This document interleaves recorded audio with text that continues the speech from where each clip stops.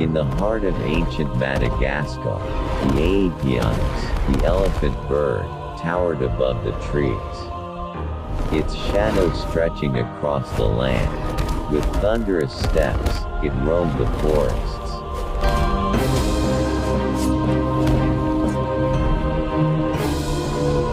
Its massive beak foraging for food. Smaller creatures scattered as Aepyonis approached, knowing none could challenge its might. Not even a terror bird. For generations, it ruled the wild. A silent guardian of the island's secrets. The Aepyonis dominated all.